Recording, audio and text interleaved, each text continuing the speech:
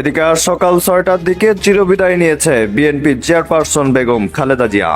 দর্শক, আমরা অত্যন্ত দুঃখের সঙ্গে জানাচ্ছি বিএনপি চেয়ারপারসন ও সাবেক প্রধানমন্ত্রী বেগম খালেদা জিয়া আর নেই। আমাদের সব সময় শহীদ প্রেসিডেন্ট জিয়াউর রহমানের সেই উক্তি মনে রাখা দরকার, ব্যক্তির চেয়ে দল বড়, দলের চেয়ে দেশ।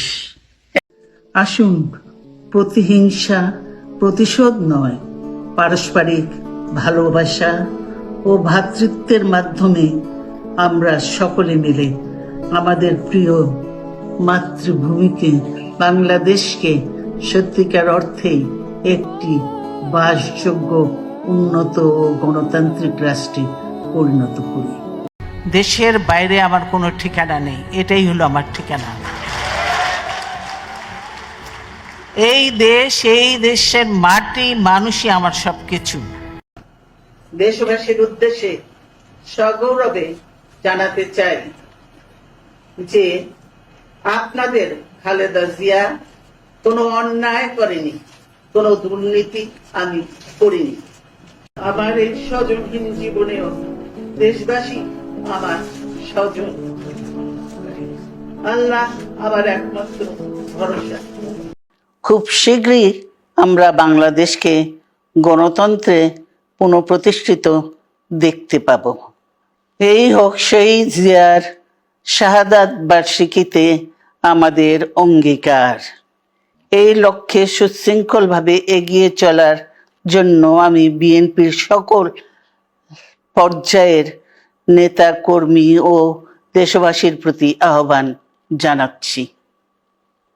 মনে রাখবেন, সবার জন্য গণতন্ত্র ও উন্নয়নের মাধ্যমে সকল সমস্যার সমাধানের যে রাজনীতি শহীদ জিয়া রেখে গেছেন, তা বাস্তবায়নের মাধ্যমে তার প্রতি শ্রদ্ধা জানাতে হবে।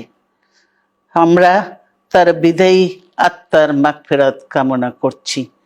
দীর্ঘ 16 বছর ফ্যাসিস্টদের নির্মম অত্যাচার, নির্যাতন, গ্রেফতার, হত্যা, খুনের মাধ্যমে গণতন্ত্রকে ধ্বংস করে এবং এক দলীয় শাসন ব্যবস্থা চিরস্থায়ী করতে চেয়েছিল আওয়ামী শাসক গোষ্ঠী। ছাত্র জনতার সম্মিলিত অভ্যুত্থানের মধ্যে দিয়ে ফ্যাসিবাদদের পতন ঘটেছে, সুযোগ সৃষ্টি হয়েছে নতুন করে বাংলাদেশকে গড়বার। এই আন্দোলনে যারা শহীদ হয়েছেন তাদের জানাচ্ছি আন্তরিক শ্রদ্ধা, আহতদের সমবেদনা। তাদের এই আত্মত্যাগ জাতি চিরকাল মনে রাখবে। গুম, খুন, বিচার বহির্ভূত হত্যার শিকার যারা হয়েছেন তাদের তালিকা প্রস্তুত করতে হবে। দ্রুত বিচারের ব্যবস্থা ও রাষ্ট্রীয় স্বীকৃতি নিশ্চিত করতে হবে।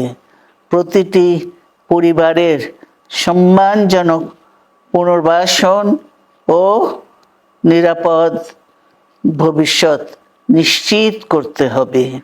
প্রিয় দেশবাসী,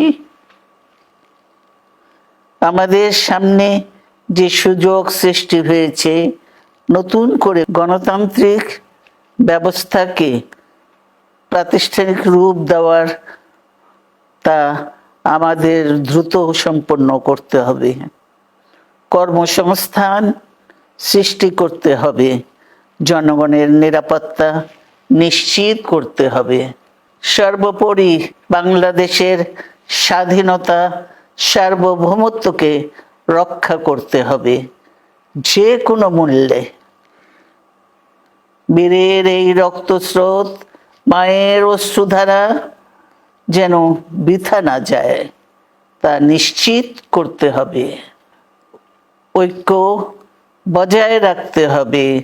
আসুন আমরা সবাই মিলে শহীদ জিয়ার স্বপ্নকে বাস্তবায়িত করি। বাস্তবায়িত করি কোটি মানুষের নতুন বাংলাদেশের নির্মাণের স্বপ্নকে। আল্লাহ হাফেজ। বাংলাদেশ জিন্দাবাদ।